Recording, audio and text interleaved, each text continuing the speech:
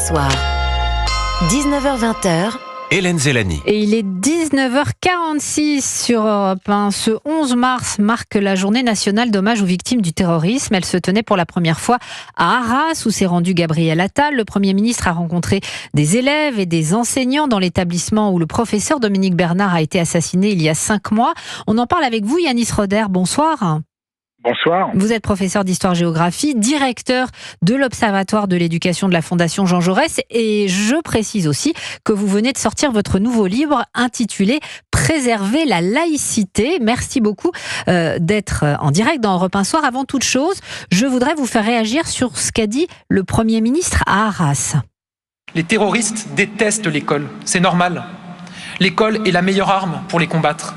L'école est notre plus grande force pour bâtir un avenir de concorde, de civisme, de paix et de respect.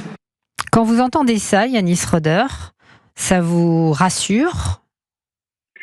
Ou quelque part, oui, ça me rassure parce que j'ai l'impression, en tout cas le Premier ministre donne cette impression d'avoir compris qu'une guerre nous est menée.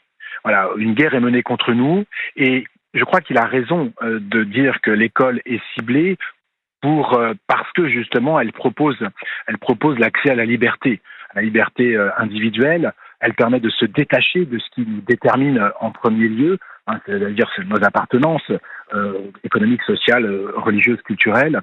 Et l'école de la République, elle offre cette possibilité, évidemment, de l'ascension, mais aussi de l'émancipation.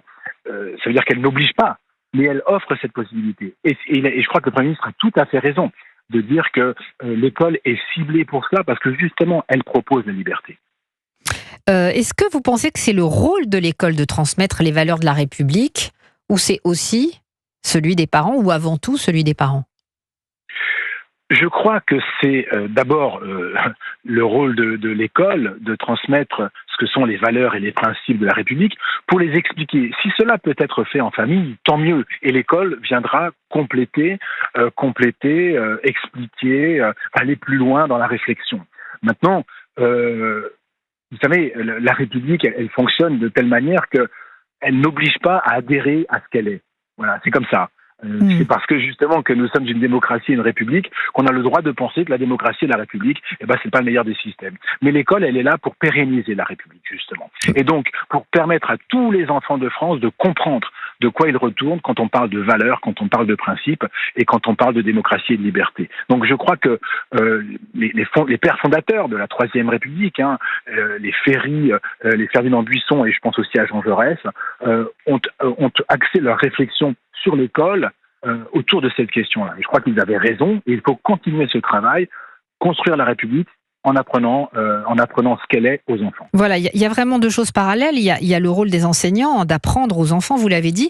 Et puis, il y a ces enseignants qui se sentent menacés. On a beaucoup parlé de ce qui s'était passé au lycée Maurice Ravel à Paris, où le proviseur reçoit des menaces de mort sur Internet parce qu'il a demandé à une élève d'enlever son voile.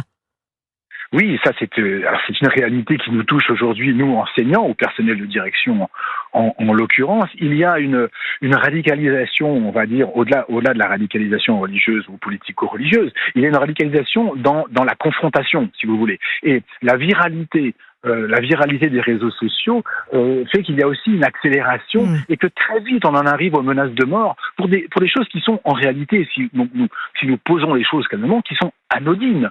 C'est anodin. Mais ce n'est pas anodin pour tout le monde, parce qu'il y a des gens qui mettent derrière cela, et je pense notamment aux entrepreneurs identitaires et religieux, qui mettent derrière cela une importance totalement démesurée au regard de ce dont il s'agit, et l'école doit réagir par rapport à cela, et c'est pour cela que je pense que les propos du Premier ministre, et qui rejoignent un peu ce qu'il avait dit, vous vous souvenez, à Issou, quand il était allé parler de ce tableau qui avait été contesté par des parents d'élèves, des élèves et des parents d'élèves, quand il dit que l'école, à l'école, c'est comme ça que ça se passe. Et l'école doit donc être très ferme sur ses positions républicaines. Merci beaucoup Yanis Roder, professeur d'histoire géo, directeur de l'Observatoire de l'éducation de la Fondation Jean Jaurès. Et je rappelle votre livre « Préserver la laïcité » aux éditions de l'Observatoire. Nous sommes maintenant avec Driss Saïd Youssef. Bonsoir.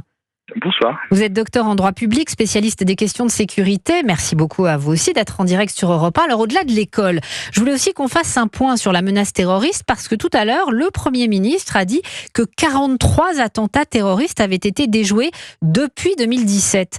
Quand il dit ça, selon vous, c'est plutôt rassurant ou c'est plutôt inquiétant ? C'est plutôt rassurant parce que ce sont par conséquent des attentats à éviter. Donc par l'activité, c'est vrai, de nos services de renseignement et de justice, parce qu'on a un parquet national antiterroriste qui est très mobilisé avec des magistrats extrêmement compétents et dévoués qui font évidemment un travail au quotidien assez important pour prévenir cette menace terroriste. Alors on est à peu près 4 mois des Jeux Olympiques et la menace terroriste, elle est vraiment là. Hier, dans le JDD, le ministre de l'Intérieur, Gérald Darmanin, a détaillé l'état de cette menace. Il dit que sur les 20 000 personnes suivies par le renseignement français, 5 000 peuvent passer à l'acte d'une manière ou d'une autre.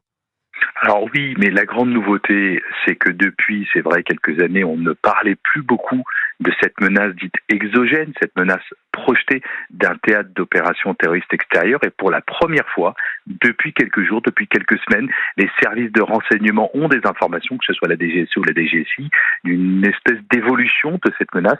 Je pense notamment au nord de la Syrie, je pense à l'Afghanistan et je pense au Sahel, où les organisations terroristes se reconstituent, prennent pied et ont cette fois la capacité à projeter de nouveau. Donc on avait cette menace qui est une menace endogène, soulignée à juste raison par le ministre de l'Intérieur, c'est 5000 personnes fichées S, et puis on a cette menace qui n'est plus du tout une menace exclue, cette menace de l'extérieur, oui. Donc par conséquent, la menace terroriste est bien présente. Alors, vous parlez de la menace de l'extérieur. Le ministre a précisé aussi que les CV des volontaires pour les JO étaient étudiés de très près pour éviter une infiltration d'un mouvement terroriste dans l'organisation même de ces Jeux. Absolument, vous avez un service qui a été créé maintenant depuis quelques années, je crois en 2017, qui est un service national qui dépend du ministère de l'Intérieur et qui travaille et qui a la mission de réaliser ce qu'on appelle des enquêtes administratives de sécurité. Comment ça fonctionne ? Vous êtes par exemple un candidat pour exercer une activité par exemple au village des Jeux Olympiques. On va effectivement croiser un certain nombre de vos fichiers, le fichier des antécédents judiciaires et d'autres fichiers encore, pour regarder si vos antécédents ne rendent pas incompatibles une activité pendant les JO, en tout cas un travail pendant les JO. Donc on a évidemment plus d'une centaine de personnes qui ont été écartées, notamment lors de la journée un peu inaugurale des Jeux Olympiques. Donc on a une activité encore une fois accrue des services de sécurité qui permettent encore une fois un peu d'évacuer la menace. Encore une fois, ce qu'il faut rappeler, peut-être un élément important, c'est que quand on parle des 5000 fichiers S, on a de plus en plus, et c'est un élément extrêmement inquiétant, de jeunes mineurs qui sont pris en charge par les services de renseignement et qui posent un vrai problème d'ordre et de sécurité publique. Je dis bien des jeunes mineurs.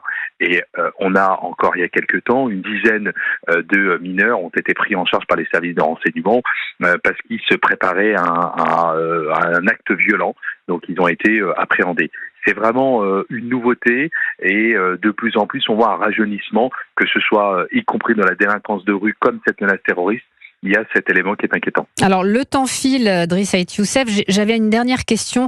Vous avez évoqué cette menace du terrorisme islamiste, mais c'est pas la seule. Il y a aussi les groupes ultra-droite et ultra-gauche qui inquiètent les pouvoirs publics. Oui, absolument. On a, je crois, 2000 de l'ultra-droite et 1000 de l'ultra-gauche. Encore il y a pas très longtemps, je crois la semaine dernière, la DGSI a appréhendé un individu issu de l'ultra-droite qui s'apprêtait pareil à passer à l'acte. On a vraiment, encore une fois, un service. C'est pour ça que quand on parle des 10 000 fichiers S qui sont suivis, 5 000 au titre de la radicalisation à caractère islamiste, et puis le reste, ceux que je viens de vous indiquer. Donc les services de renseignement sont plutôt bien organisés, en particulier la Direction générale de la sécurité intérieure, qui a un certain nombre de services en son sein et qui prennent en charge, qui a des spécialisations pour effectivement prendre en charge des groupes d'individus en fonction de leur orientation. Donc les Français n'ont pas d'inquiétude à avoir pour les JO ?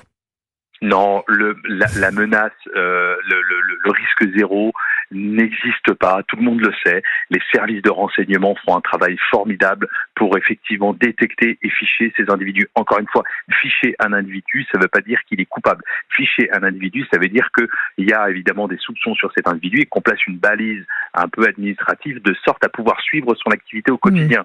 Le fait que ces individus soient fichés, c'est plutôt, quand je dis une bonne nouvelle, pour les services de renseignement parce que ces individus sont identifiés. De là à dire, et c'est déjà arrivé, par exemple, l'assassin du professeur Dominique Bernard était fiché, il avait été contrôlé la veille. Malheureusement, il n'y avait pas d'éléments qui permettaient de judiciariser cet individu et il est passé à l'acte le lendemain.